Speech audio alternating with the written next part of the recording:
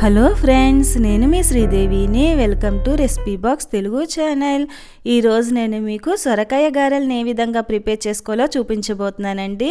వీటిని సొరకాయ అప్పాలని కూడా అంటారు కొన్ని ప్రాంతాల్లోని. పైన క్రిస్పీగా లోపల సాఫ్ట్గా ఉండాలంటే ఏ విధంగా ప్రిపేర్ చేసుకోవాలో కొన్ని టిప్స్తో సహా ఈ వీడియోలో చెప్పానండి. వీడియోని ఎక్కడ స్కిప్ చేయకుండా లాస్ట్ వరకు చూసి నేను చేసిన ఈ సొరకాయ గారెల రెసిపీ నచ్చినట్లయితే ప్లీజ్ లైక్ చేయండి. దీనికోసం ముందుగా ఒక లేత సొరకాయని తీసుకుని దానిపైన ఉన్న చెక్కుని ఇలా పీలర్తో తీసేసుకోవాలి. ఇలా పీల్ చేసుకున్న తర్వాత దీన్ని శుభ్రంగా వాష్ చేసేసుకుని మనం క్యారెట్ తురుముకునే దాంతో ఈ విధంగా తురుముకోవాలండి. ఇప్పుడు ఒక పళ్ళని తీసుకుని దాంట్లోకి ఒక కప్పు తురుముకున్న సొరకాయని వేసుకోవాలి. అదే కప్పుతో ఒక కప్పు బియ్యపిండిని యాడ్ చేసుకోవాలి. అలాగే ఒక 2 ఉల్లిపాయలని కట్ చేసి వేసుకోవాలి. ఒక 15 నుంచి ఒక 20 పచ్చిమిర్చిని చిన్న చిన్న ముక్కలుగా కట్ చేసి యాడ్ చేసుకోవాలి. కొత్తిమీర కూడా యాడ్ చేసుకోవాలి. కొంచెం జీలకర్ర వేసుకోవాలి. 2 గంటల ముందు నానబెట్టుకున్న పచ్చిశనగపప్పును కూడా యాడ్ చేసుకోవాలండి. రుచికి సరిపడినంత సాల్ట్ యాడ్ చేసుకుని ఇప్పుడు ఈ పిండిని మనం చేత్తో బాగా కలిపేసుకోవాలి. ఈ పిండి కలుపుకునేటప్పుడు సొరకాయలో ఉన్న వాటరే సరిపోతుందండి మనకి. ఒకవేళ పిండి మీకు కొంచెం పొడిగా అనిపిస్తే కొద్దిగా వాటర్ని యాడ్ చేసుకోండి. లేదా కొంచెం పలుచగా అనిపిస్తే కనుక కొద్దిగా వరి పిండిని యాడ్ చేసుకోండి.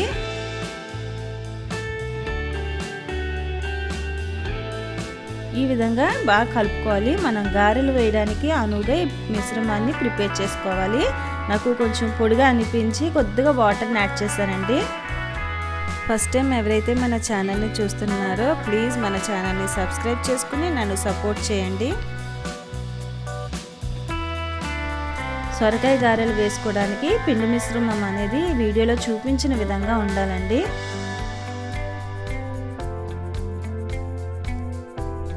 ఈ విధంగా ఉంటే సరిపోతుంది. సాల్ట్ అది సరిపోయిందో లేదో ఒకసారి చెక్ చేసుకోండి.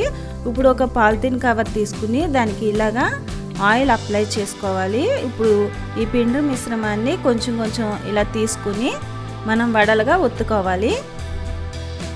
ఇలా ఒత్తుకునేటప్పుడు మీకు క్రిస్పీగా కావాలంటే బాగా పల్చగా ఒత్తుకోండి.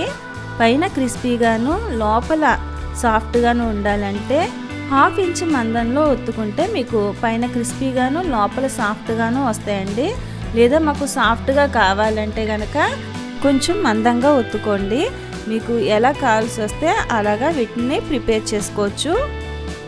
మీ టేస్ట్కి తగినట్టుగా ప్రిపేర్ చేసుకోవచ్చండి. ఇలా ఒకేసారి ఒక 4-5 చేసి పెట్టేసుకున్నారంటే మనం వడలు వేసుకోవడం చాలా ఈజీ అయిపోద్దండి. చాలా క్విక్గా కూడా అయిపోతుంది. ఈ వడలు ఒత్తుకునే లోపు మనం స్టవ్ పైన గిన్నెని పెట్టేసుకుని డీప్ ఫ్రైకి అవసరమైనంత ఆయిల్ వేసుకుని హీట్ చేసుకోవాలండి. ఆయిల్ హీట్ ఎక్కిన తర్వాత మంటని మీడియం ఫ్లేమ్లో పెట్టుకుని ఈ వడల్ని ఒక్కొక్కటిగా వేసుకోవాలండి. మంటని మీడియం ఫ్లేమ్లో పెట్టుకుని వీటిని ఫ్రై చేసుకోవడం వల్ల పైన క్రిస్పీగా లోపల చాలా సాఫ్ట్గా మంచిగా కుక్ అయ్యి టేస్ట్ కూడా చాలా బాగుంటాయండి.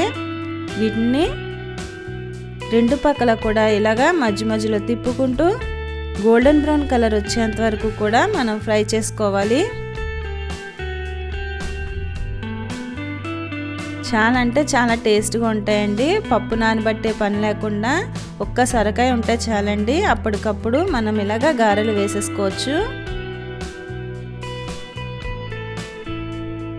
మన ఛానల్లోని జంతికల రెసిపీని కూడా పోస్ట్ చేశానండి. అసలు మురుకులు చేయడం సరిగ్గా రాని వాళ్ళు కూడా ఆ వీడియోని చూస్తే ఈజీగా వేసేసుకోవచ్చు. చాలామంది గుల్లగా రావడానికి అందులో వేడి నూనె కానీ వెన్న కానీ కలుపుకుంటూ ఉంటారు కదా. అలాంటివి ఏమీ కలపకపోయినా కానీ మురుకులు చాలా క్రిస్పీగా వస్తాయండి. అందులో ఆ వీడియోలో చూపించాను నేను.